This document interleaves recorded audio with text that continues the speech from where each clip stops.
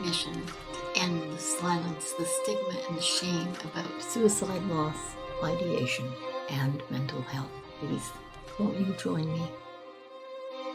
Welcome to Suicide Zen Forgiveness, the podcast that shares powerful stories of suicide loss, ideation, and mental health in order to break the silence, stigma, and shame.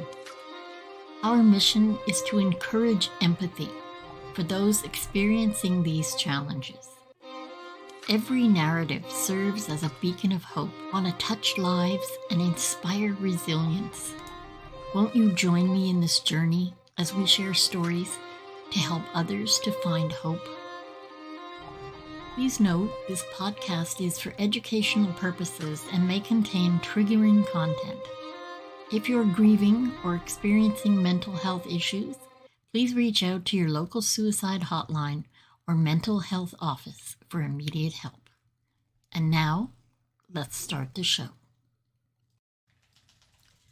My guest today is of Indian origin. She's a Canadian citizen. She's an ABA therapist with autism spectrum disorders. She's a curator at Holistic Conversations podcast and the author of her first children's book. It's under the publishing of Boom Boom Bloom. She's an early childhood educator, RBT, member with Mechanicsburg Arts Center, teacher of Sunday school, ISKON and spiritual, a human resource generalist, a donor relations coordinator with nonprofit organizations, event coordinator for community services, radio jockey, rule breaker. She says she has her own rules. And she says, I am love, I choose love. My guest today is Mamina Das. I think you're going to enjoy her.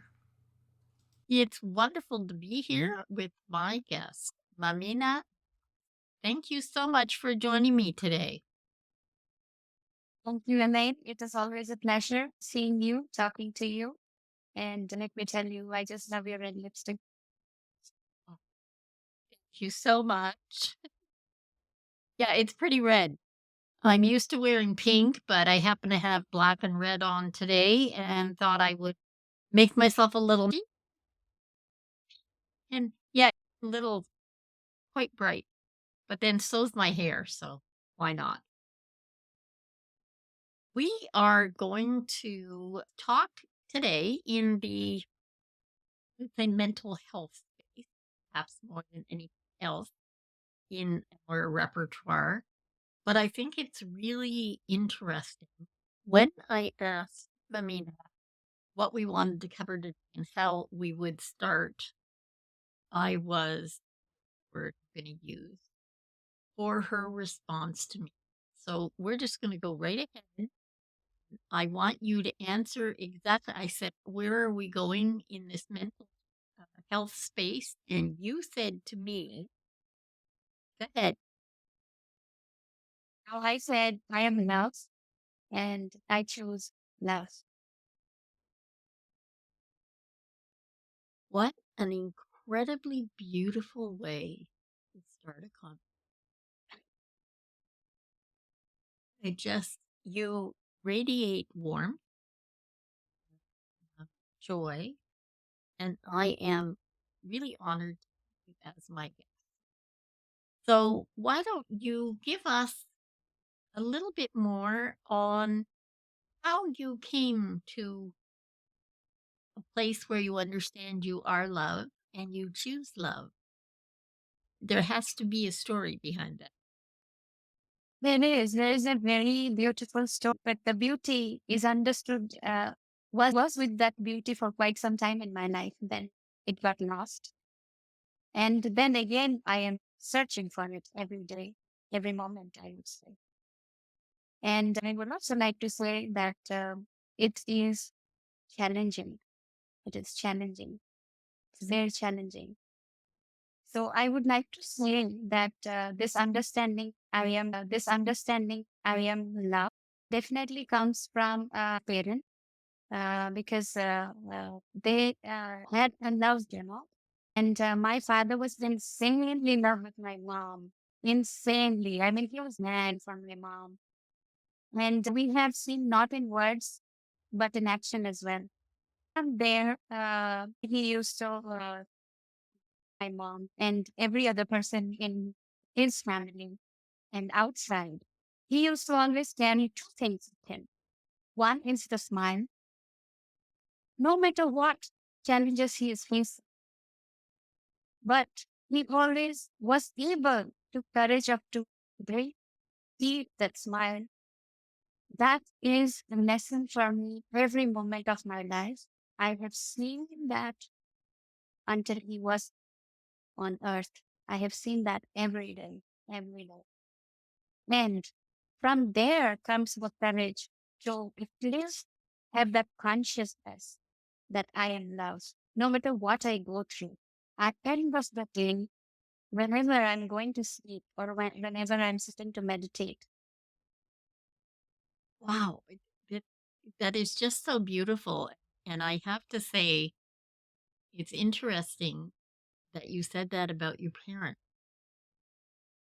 because I used to make jokes about it. If my father went for more than 10 minutes not touching my mom or saying something wonderful to her, he would get the shakes. It was like an addiction. They had most beautiful love story. And for my sister and I, it was daunting as young adults to go out and look for a partner because nobody could measure up to my father. My father and my mother together were a force to be reckoned with. And I've said for years that some people have children because they need it to unify them. My parents didn't need children. I bet yours didn't either. Yes, you are right. Yeah.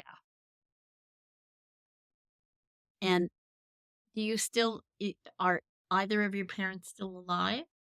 Yes, my mom is still with us. Yes. Well, I still have my dad. My mom, yeah, she died in 2012.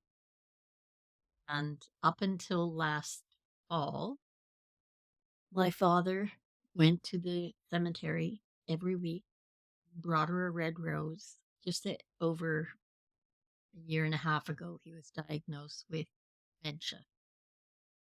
And over last fall and winter has declined, that it's a little more challenging for us to get there. But I think that's wonderful because it really does make childhood kind of magical. What about when you were a teenager? Did you still find it as wonderful or was it a little bit cringy at times? No, it was challenging. But the one thing that I understood about myself is I love my father, but I am not able to follow his words each and every time. I can't just do that. So I would really tell him directly that I understand where you're coming from, but I'm very sorry that I'm not able to follow what you're saying. Maybe some things I know morals are important, values are important. But I always believed that after seeing him as an example, so I used to always say, like, how did you learn? Why don't you let me learn? Why don't you let me fall? Why didn't you do that to me? So then here's this random experience. So I'm sending that to you. Well, the man is sending, wait, an experience. I haven't experienced it yet. So I would love to experience. And we used to, so not talk. We used to not do.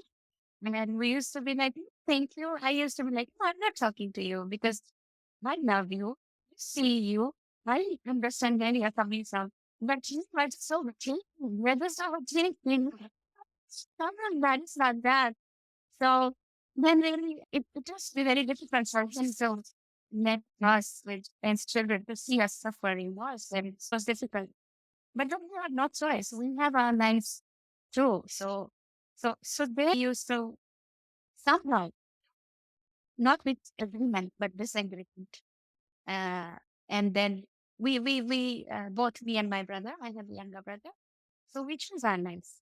And it was hard for him to transition to let us. Oh.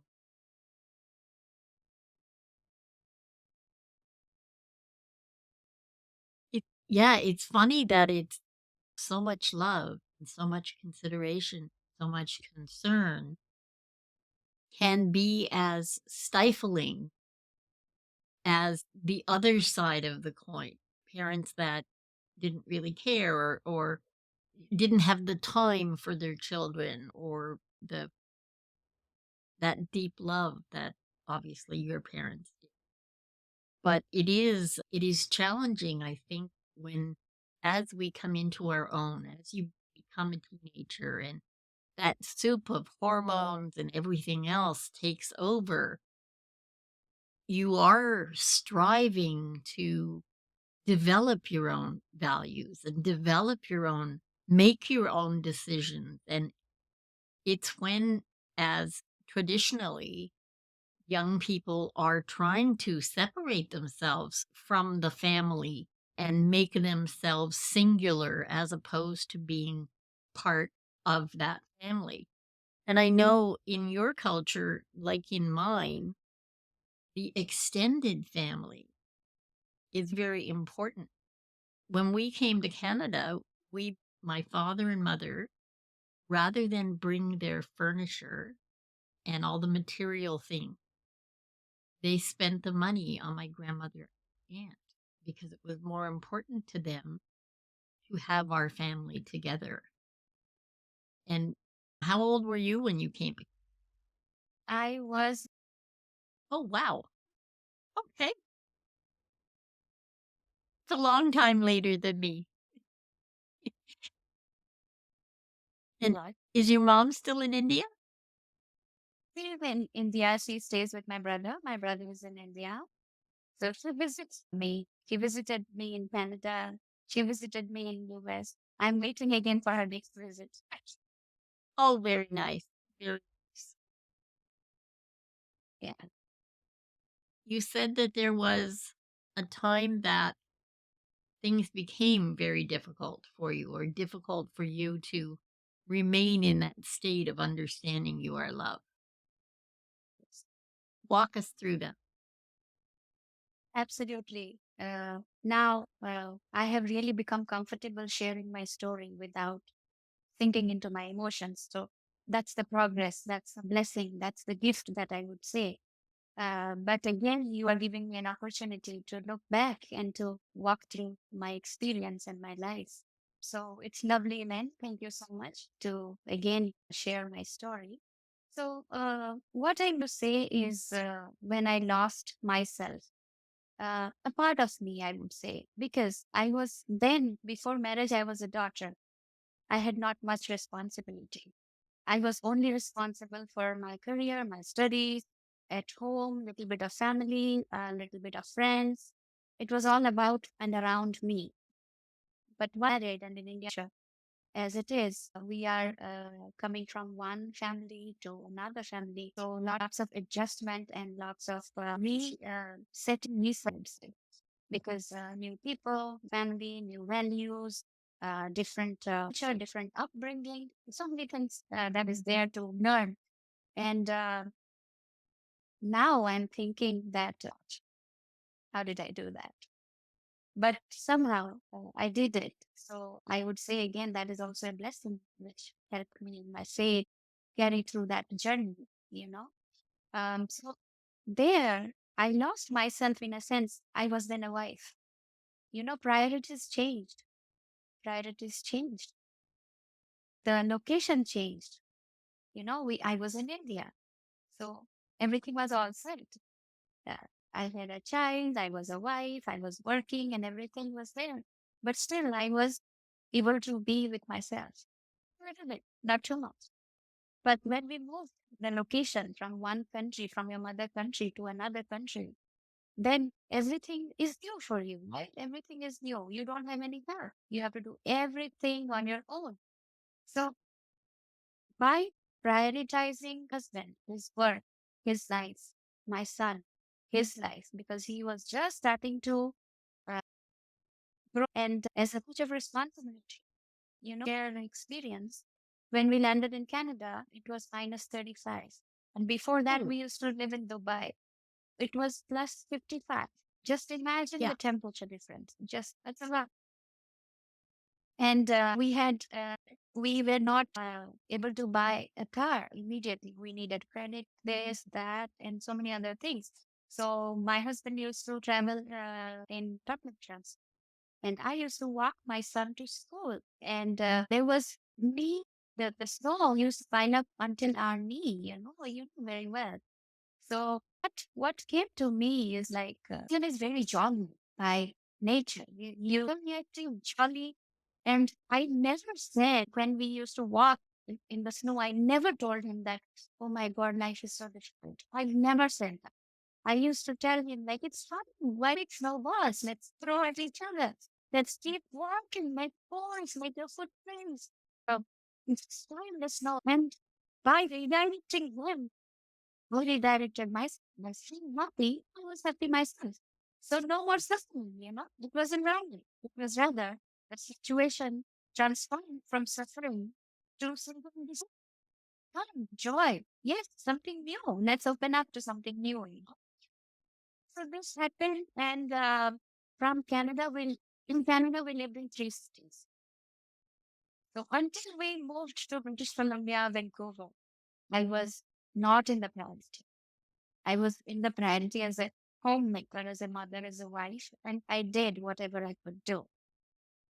When we moved to Vancouver, really, and I was totally uh, just irritated with all this move and everything. I used to ask my husband, "What are we doing?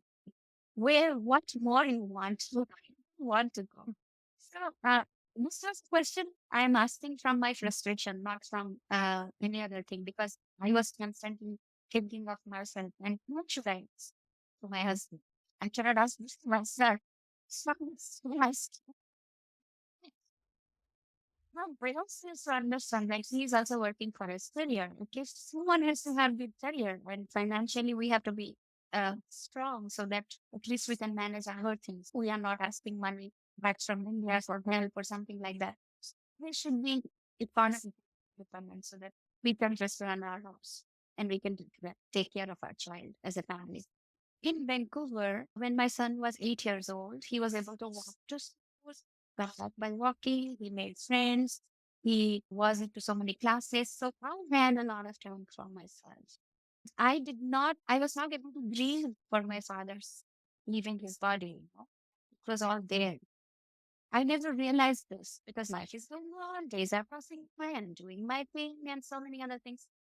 In Vancouver, when I had my time, when I used to have all the time to myself, this grief was getting alive day by day. All the thoughts were emerging and what is happening to. So I'm grateful that that happened. I was able to cry it out and let it leave or let it dissolve through tears. And I also realized that my father's memories are more important. His teachings are important. Um, because we are going to leave our body today or tomorrow. But as long as he's alive within me, you know, nothing can separate us. Nothing can separate us. So that understanding helped me grow out of this grief in a very healthy way. And after that, I was able to think for myself without any guilt, any shame, or anything like that. Doing music. I went to music class, and in music class, it used to be very quiet. And me getting used to silence was like very difficult. Why is everybody so quiet? Why is everybody so quiet? Come on, all my thoughts are getting updated. Let's just stop. I'm getting down with my thoughts. But every time I used to go to my music class, my thoughts used to be alive. And then I had to attend them. I had to attend them with lot of resistance, with lot of understanding why this is unfolding in my life. It took me some time. But then later I realized that, okay, this is the place I love to be. This is the space I want to be. And this is my peace. This is gifting me another way of finding myself and looking at myself in a different way, because I didn't do anything of that because I had my child, this and that. So I was disconnected. For me, I understood that coming back to music was coming back to love again, coming back to life again. And it just refreshed my life, just refreshed. And things started unfolding. I then did my early childhood education. I started again working. And yeah, I'm just learning and becoming myself with just that, accepting that turn, that redirection of which unfolded. Well, this is for me. This is a gift. I see my peace. I see myself. I can love myself. Yay! That is so so awesome, but more than that, it is so beyond your years to be so centered, understand those. And hats off to your father for all of his teaching, because many of them obviously stuck. Yes. Yeah. Yeah, even with all the angst.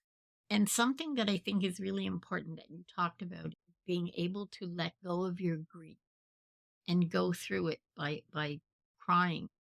What we often don't do, and I know I was guilty of this because I didn't know how to handle my friend's death. I was so tightly hanging on and not wanting to feel the feeling, not wanting to go through the grief because it hurt, that I was actually making it worse. Because I say this quite often, but feelings are meant to flow and go. They're meant to pass on. We're not meant to grab everyone and hang on for dear life. These are not the things we're meant to hang on to, but the spirit of those that we lose. And this is my most important piece.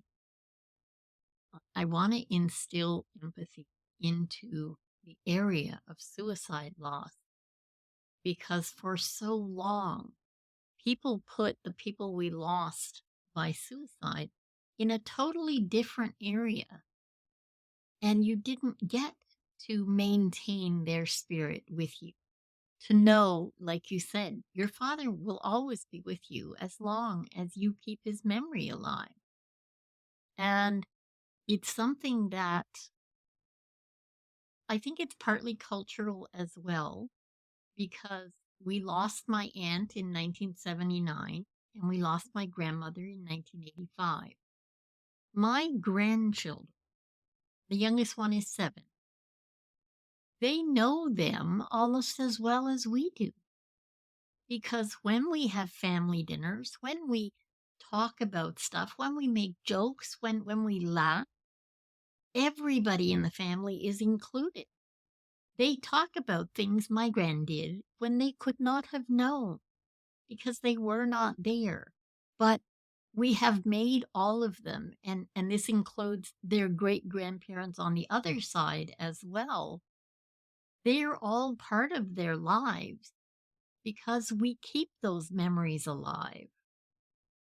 And I think it's really important that we stop with the label.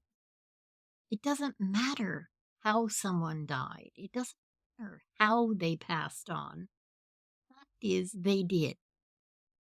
And it's up to us to say their name, to keep them alive for the rest of the family, the friends, the people that matter to us should be able to know those people through us. And it's something that, unfortunately, with all the taboos that we have had for so long, you still see a lot of people who, if someone dies by their own hand or by addiction or by something that is not considered, on the up and up, then it's like they're being erased. You don't say their name in company. You don't talk about them when there are other people around. And a lot of it has to do with the taboos because you don't want people to know how did they go. But I think it's critically important. And you're showing the depth of your love and inspiration, not just for your father, but for yourself. And that is something I don't think we can fully do when we're so tied up in the taboos that surround us. If you could tell the audience, there are a couple of things that you do daily that allow you to maintain knowing that you are loved and knowing that you will always choose love. Yeah, that's a very, very responsible question, I will say. It is not a joke. It is not thing that we can just keep it aside. No.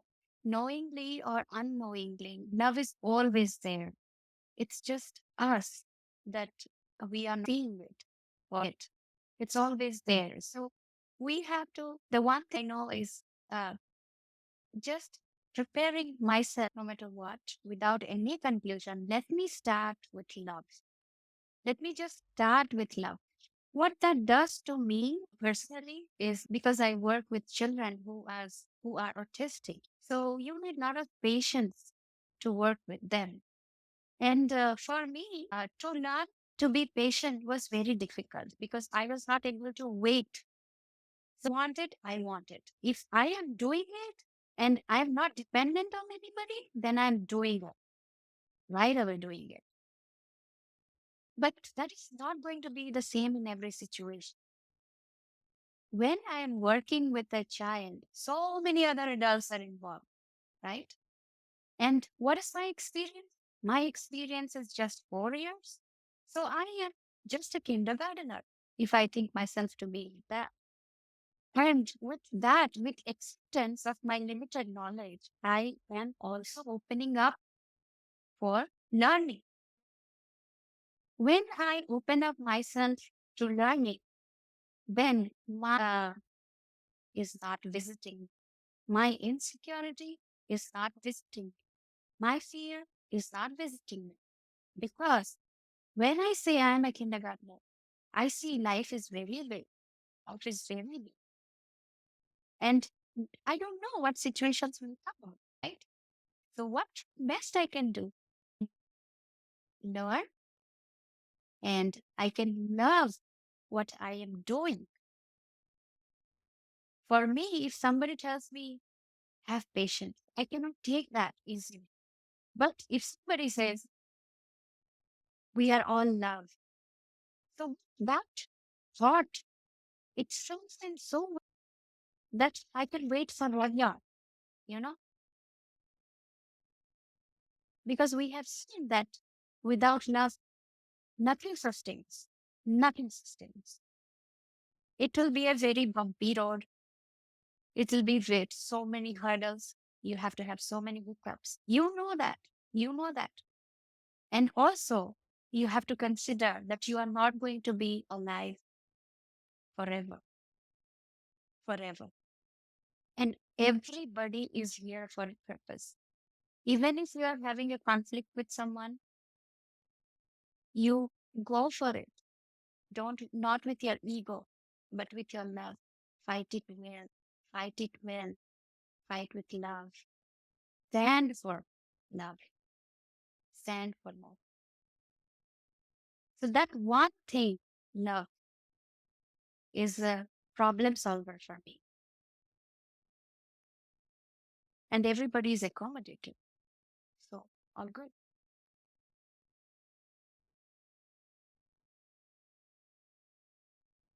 What is your favorite? Like, Meditation. Okay. There are so many different type of meditations that I do, depending on my mood, depending on my mood and how I'm feeling in my body. If I'm very anxious about something, then I cannot sit and do mantra chanting because it needs a lot of focus and attention. So during that time, nowadays everybody is anxious.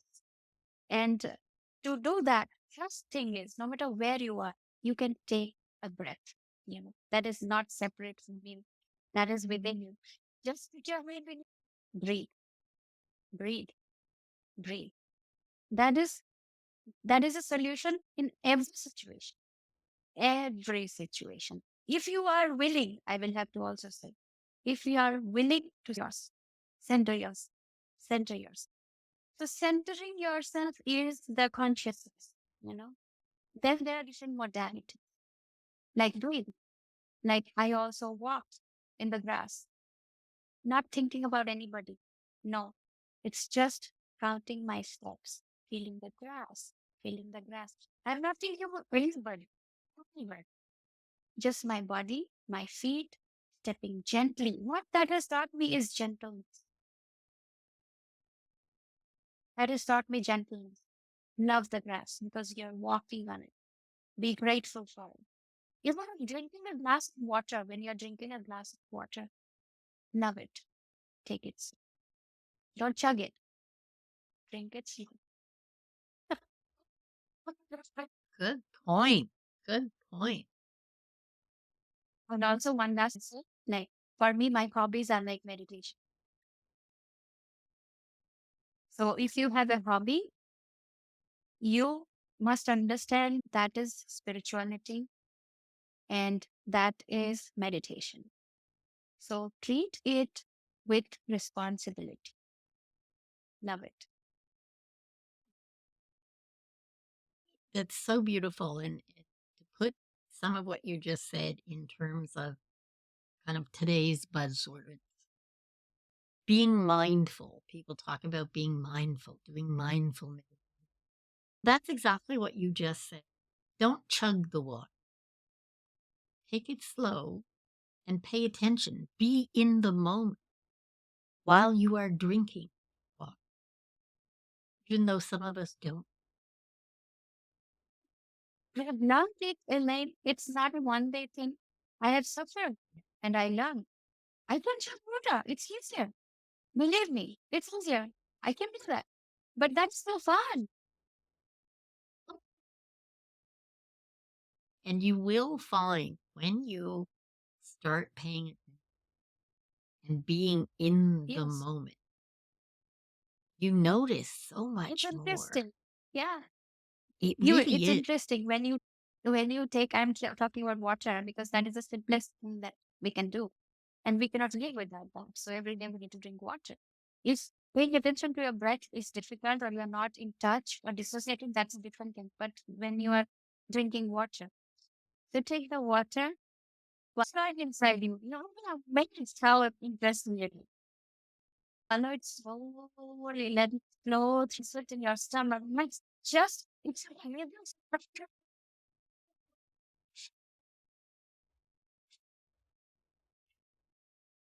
God. Oh, that's good. That's good. So, well, I, I think it should be very obvious by why you are. I think you just glow if you are surrounded by love because you are. We all are. We just You seem honor. to Yes. have lost sight of it. Or I think it's a really good point to get to that. I will also share one thing, one last thing. If you Yes, have please. lost the love inside you, if you have lost the love inside you, find something that you love. If you find something that you love, you will be able to find yourself.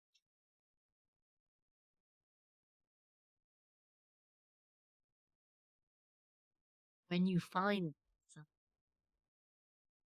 therein lies the hope that keeps us all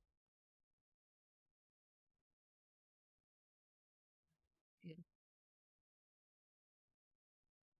Mamina, I really loved where you took the conversation today. It's a little change from some of the stories we share, yet it is filled with hope, joy, and that's absolutely important. I thank you so much for joining us. And I look forward to, I think we'll have to, you. That would be very good. Liz, I'm always ready to talk. Thank you, Elaine. Thank you so much. It was lovely talking to you. That was absolutely wonderful. Thank you so much. To our audience, remember you will have everything you need to learn how to contact Mamina. All of her information, her bio, etc., will be right below the podcast. And usually, I look forward to seeing you again. In the meantime, everybody, take your breath. Thank you for being here for another inspiring episode of Suicide Zen Forgiveness. We appreciate you tuning in. Please subscribe and download on your favorite service and check out SZF's YouTube channel or Facebook community. If you have the chance to leave a 5-star rating or review, it'd be greatly appreciated. Please refer this to a friend you know who may benefit from the hope and inspiration from our guests. Suicide Zen Forgiveness was brought to you by the following sponsors: Truel Social Media, the digital integration specialists. Let them get you rockin' page 1 in the search results. Canada's keynote humorist Judy Croon, motivational speaker, comedian, author, and stand-up coach at Second City. Judy has been involved for over a decade in the City Street Outreach Program in Toronto. The ultimate podcasting pack. This is great for you if you're just starting your podcast or if you've been running it for a while. It's filled with tools, templates, and trainings for starting, growing, and monetizing your podcast. Get access to time-saving systems and strategies for accelerating your process at each step. Find new connections and collaborations in the uplifting podcasting community. I look forward to seeing you there. Do you have a story to share? Do you know someone you think would be a great guest? Please go to szf42.com. And for our American listeners, that's szf42.com. Thank you for listening, and we hope to see you again.